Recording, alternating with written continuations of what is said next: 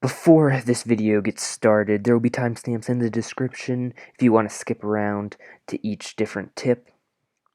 Also, if you disagree with what I say or you think it is false, let me know in the comments. I'd love to read them. Give me some criticism because I would like to improve my videos and, well, I can't really do that without you guys. Anyways, back onto the video. So today I'm going to be talking about some tips for YouTube. And the reason why I'm going to be talking about this is because, well, I've had 20 different people. And there goes my Discord notification. I've had 20 different people come up to me in my DMs or on Twitter asking, how do you do YouTube? You got some tips? And, well, I figured I'd just make a video on it. Now, from the 3 years of experience I've had in YouTube, I've picked up quite a few things, and in this video I just go more in depth into it. So, if you guys find any of this helpful, hit that thumbs up, maybe subscribe, if you want to. I suggest you don't. Anyways, thumbnails and video editing software. So let's start with thumbnails. Thumbnails, in my opinion, are the most important thing about your YouTube video. Not the YouTube video, not the editing, but the thumbnail. And here's my explanation. So, thumbnails are what attracts new subscribers, new viewers. If you already have a subscriber or a viewer, they already know what your content's like, so they're just gonna enjoy it either way. But most YouTubers want new subscribers and viewers, so your thumbnail is what's gonna attract them to your video. So your thumbnails have to be very well done, or at least attractive.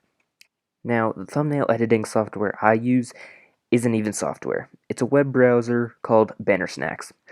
And basically, it just gives you 10 free templates where you can just post an image up there, post multiple images, and just combine them together. It's the most basic thing that can get. It's basically Google Docs, which is what I used to use.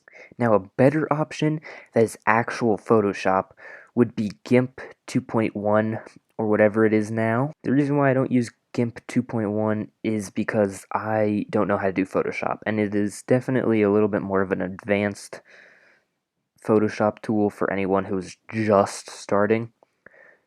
But with a little time and effort, you could easily get it. It's what I'm learning right now.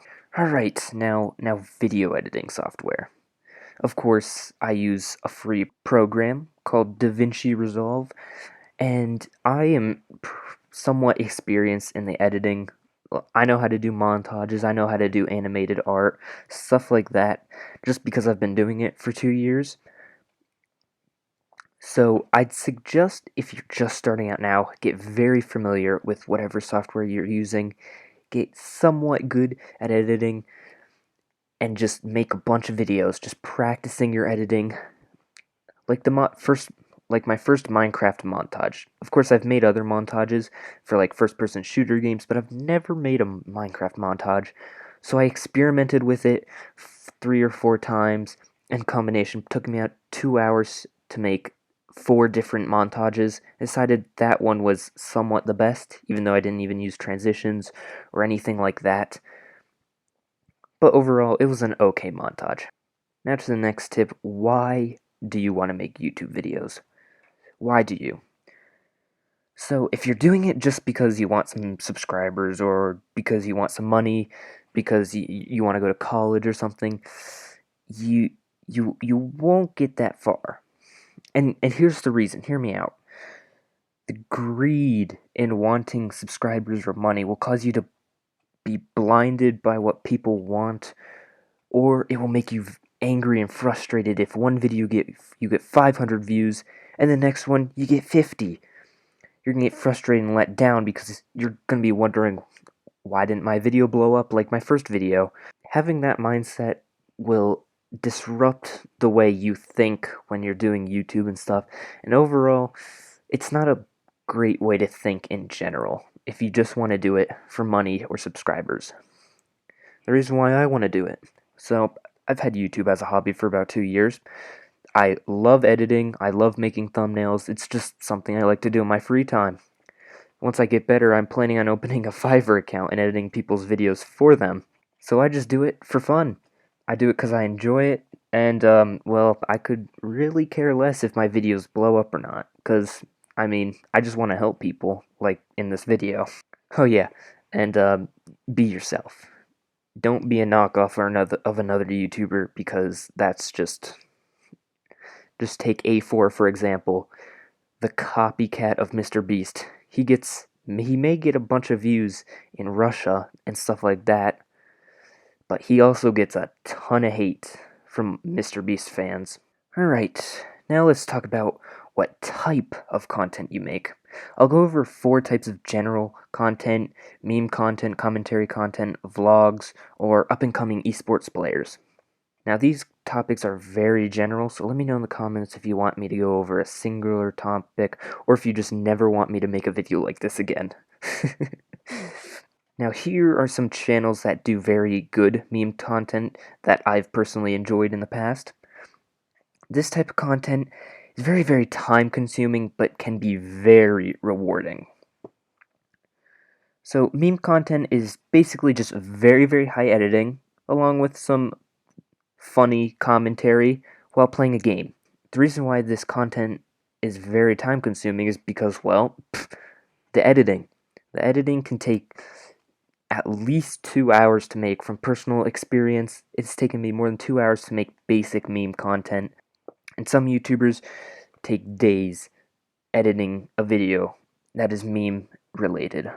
The reason why this type of content can be very rewarding, well, is because if people get a laugh, they're more likely to subscribe. And here's what I mean. Let's say you're watching a random YouTuber and they say a really funny joke and you're just cracking up for 2 minutes. Usually you're going to want to subscribe because they made you laugh so hard. And it's a simple laugh that somebody can subscribe. That's why you can grow fairly quickly if you make decent meme quality content. Meme quality.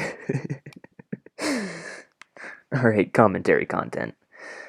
There's a bunch of different types of commentary content, from voiceovers to commentating while you're playing a game, and here are just some basic channels that do this type of content. And if you literally just go on Twitch and you look at somebody who has maybe over 500 followers, they are probably doing a talking while playing a game. But I think this type of content is one of the hardest types of content to make, is because, playing a game while talking, that's not super hard. You can just be blabbering about something random while just goofing around in the game. But to be very good at a game and focusing on a topic that you're talking about can get very difficult, because you're multitasking. And this type of content is super hard to make, but it also doesn't take a lot of time. This type of content, though, also requires you to be a very positive or energetic person or personality. And this type of content also requires you to be pretty good at doing improv. If you don't know what improv is basically just making something up on the spot. And improv is quite difficult. I'm doing improv right now because I wrote a script and I'm just not completely reading it at all. Now, for the different types of commentaries, voiceovers, and such, it is easier if you write a script, but that also takes a lot more time because you have to record the gameplay, write the script, record your audio, and that takes a bunch more time than just recording and talking at the same time. Alright, for vlogs. And before you click off this video and say, what do you know about vlogs? I have had many friends do vlogs back in middle school, throughout high school. It's quite interesting, the vlog kind of content. Now, I suggest you be 16 years old or older to be vlog, because let's be real, you really don't want a 12-year-old running around with a squirt gun, squirting neighbors. That was such a random topic. Man, my mind is going crazy right now. Ugh. So vlogs. You also have to have a really, really energetic personality, like commentary, but you have to be more.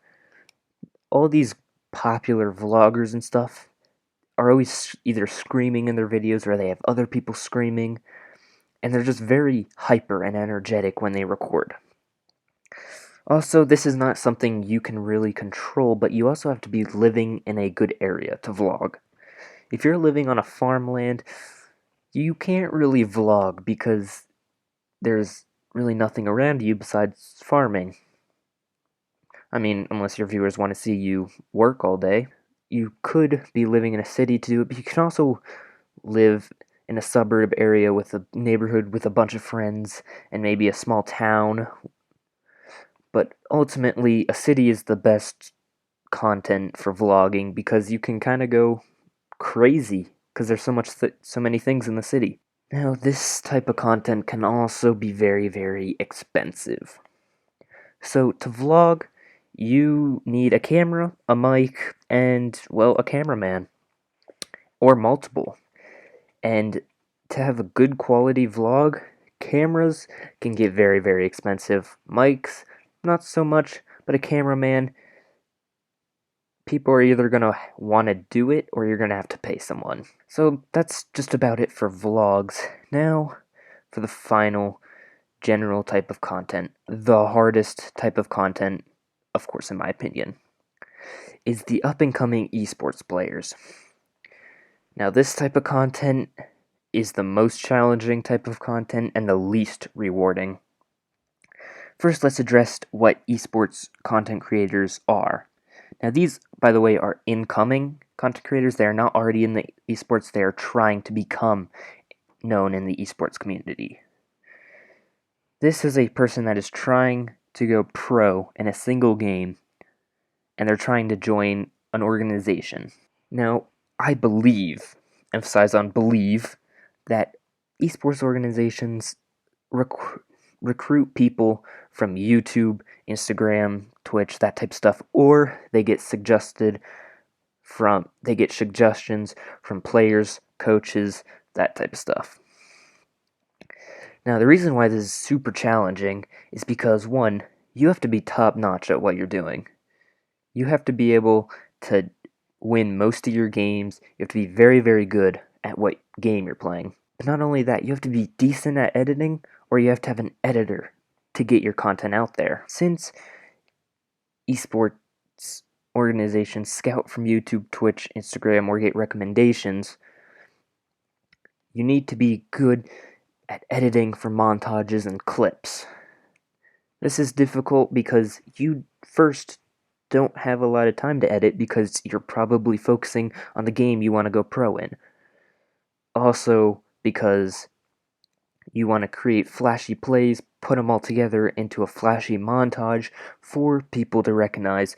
So, this, in my opinion, is the hardest because you need the most time, and it's the least rewarding because going pro in a video game or going pro in anything is very, very, very difficult.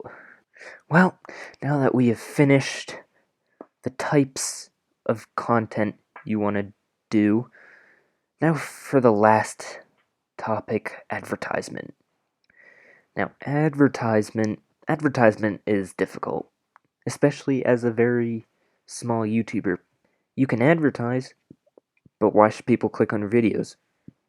Especially if they have 20 subscribers. Now, first is Discord. Discord is a great way to advertise in self-promotion channels on different Discord servers.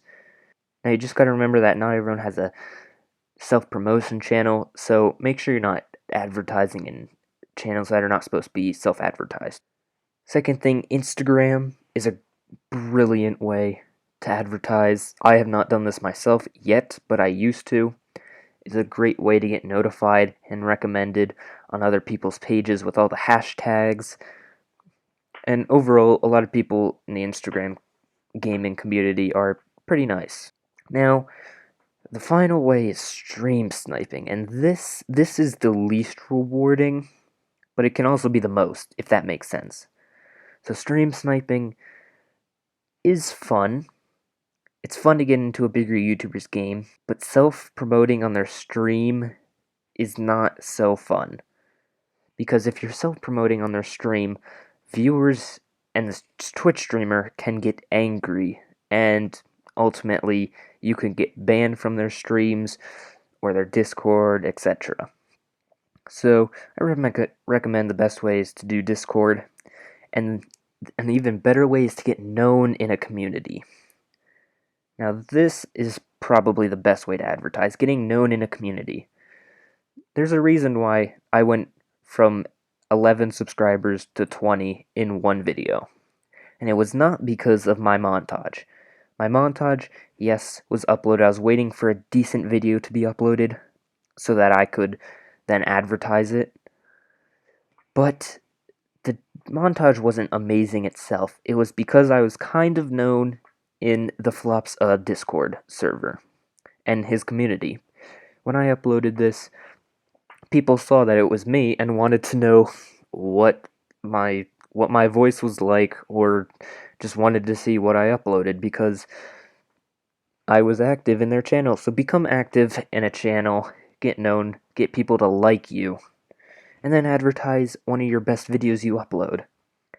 That will ultimately help you get views and subscribers. If people already like your personality in the Discord, they'll probably like your YouTube videos. Anyways, that's gonna do it for this video. If anything helped you, let me know in the comments. And hopefully this video wasn't too bad. This is gonna be the end of it though. Hope you guys have a wonderful day. Take care of yourselves, take care of each other, and I'll see you guys in the next one. See ya.